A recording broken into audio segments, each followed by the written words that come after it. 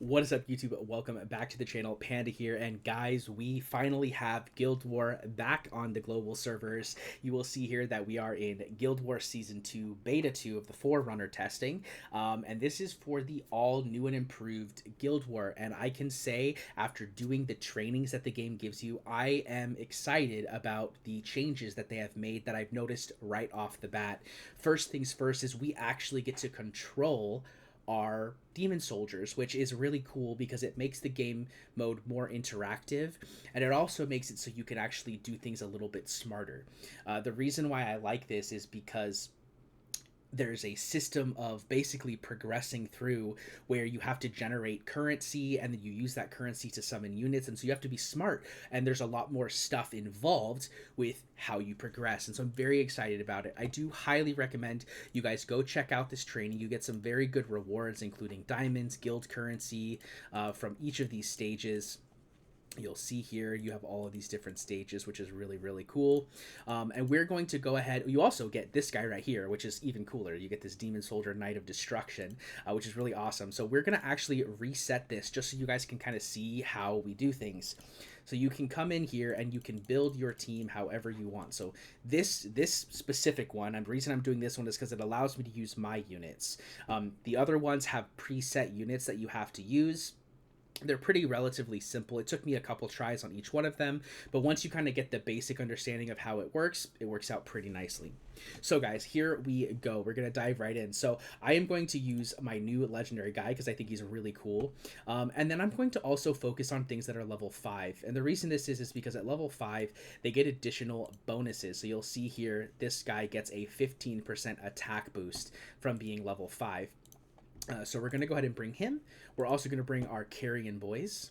And then we're going to bring our spiders, and we're going to bring our flying guys. Now, the reason that I'm doing this is because, sadly, I don't have a healer. If I had a healer, I would probably bring a healer instead of our mage here, because the healer will make it so that our big boy can stay alive a little bit longer. But also, the goal of the game is still to kind of crush through their defenses in order to push through, right? So this is how we're going to go ahead and start. And let's see if we can do it. This opponent has some really good champions, including a Aracha, which is rough to see. But you'll see here on the right that we have generating a currency, right? And it's our energy of how we're going to use it. So I'm going to go ahead and start by dropping our big boy here. And then I'm going to build up, right? I'm going to build up more and more of this energy.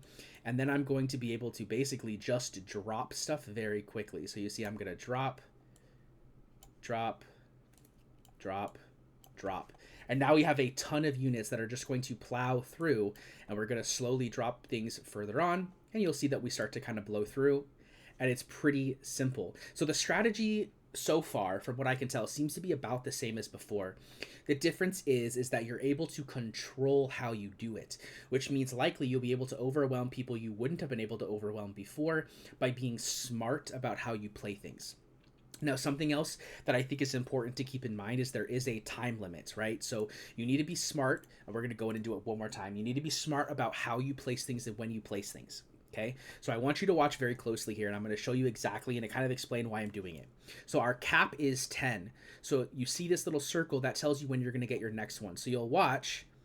I did it a little wrong there, but I drop it as soon as I can, right before it's about to generate me a new one. And right here, I'm waiting until I hit 9. And once I hit 9, I go again, I go again, I go again, straight into another one. And now we have 4 full units going charging in.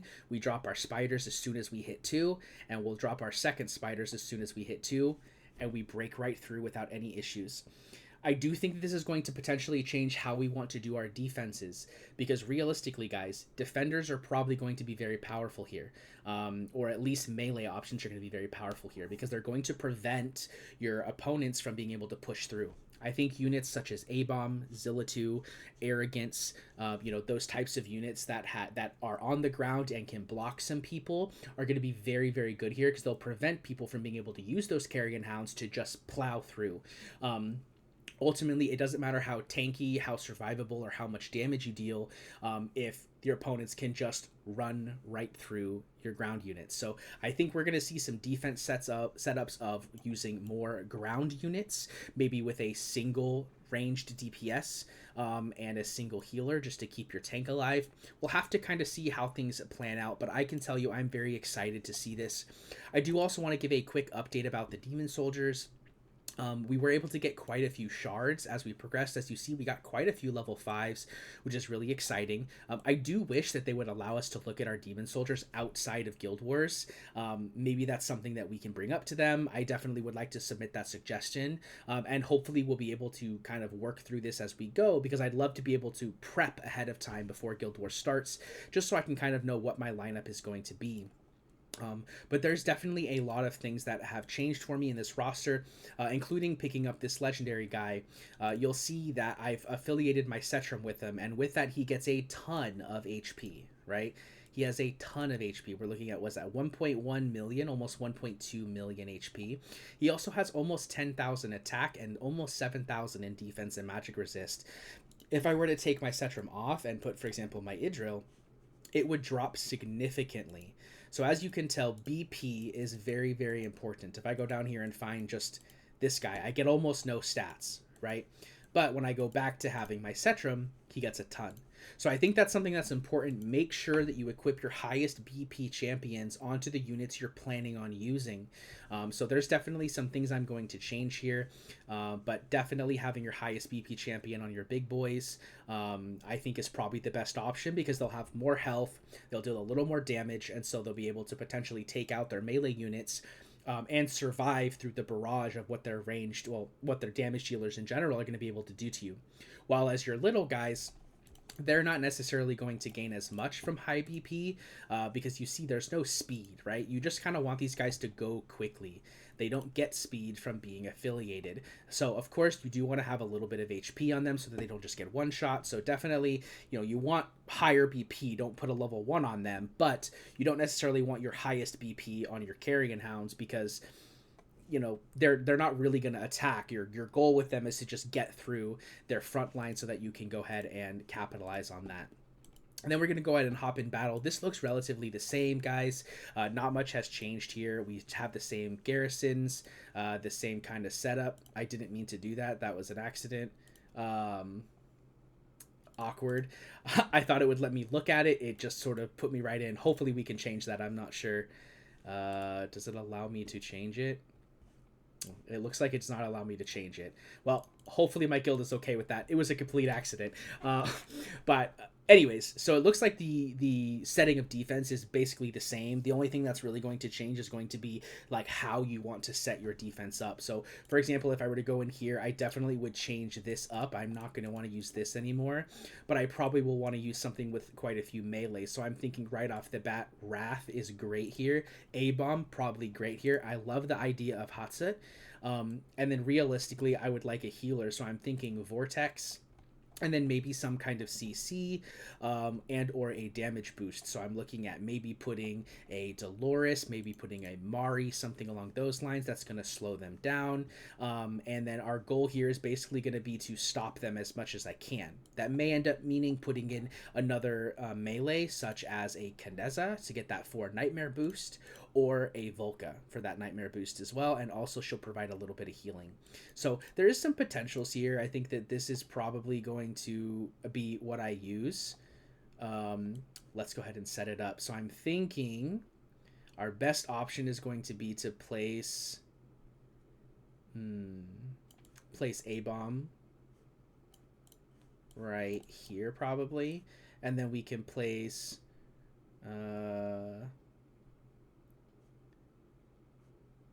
I'm thinking Wrath probably right here. And then we'll put Volca in the back. And then we will do... oops. We'll do this. And then we can go ahead and put our Vortex right there. So what this does is this means that Vortex will get hit by their enemies first. And so he'll be able to heal himself. He's very tanky with a lot of HP. He'll be able to get a lot of stuff. Hopefully, our A-Bomb is able to deal some decent damage. I am a little curious because he gets his attack range extended, so hopefully he can get it built up pretty quickly. I wonder if I'm able to test. That's one of the things I wanted to see. Can I test my... I cannot test it. Well, ultimately, I think that this is going to be a good start. I'm very excited to kind of see how things go. One of the things that is, important is remembering how this works, so we can see all of the phases for quite a while, all the way up to next year, which is exciting to be able to see exactly when things happen, which is really cool. And then I believe the only thing I wanted to go through next was the rewards. So here are the rewards. You'll see various different things. This is something that's important. A couple of my guild members were like, what, they nerfed the rewards?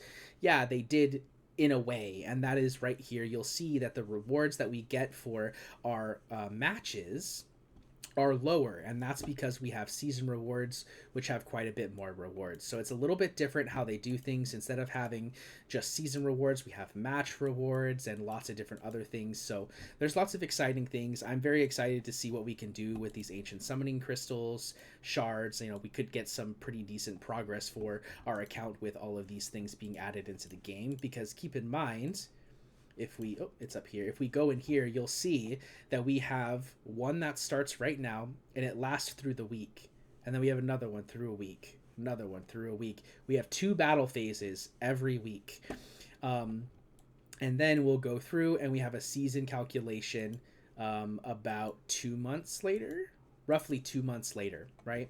So basically what this means is we're going to have 1 2 3 4 5 6 7 8, yeah, exactly 8 weeks, which means 16 battles. So 16 battles at my current rank right now, let's assume we win half and we lose half, right? Then we're looking here at getting a quite large chunk of rewards, specifically in ancient summoning crystals. We're going to say that we're going to get 4 times 4, which is 16. No, 4 times 8, I'm sorry, which is 16. No, 32, my bad. And then down here, 2 times 8, which is 16. That's what I was thinking in my head. So we're getting a good chunk of ancient summoning crystals, along with, of course, getting some diamonds along the way. Guild coins are always nice to have, especially with the revamp to the guild shop. If you haven't already seen this in one of my previous videos, I went over it. You can now buy demon soldier shards from this shop, which is pretty exciting.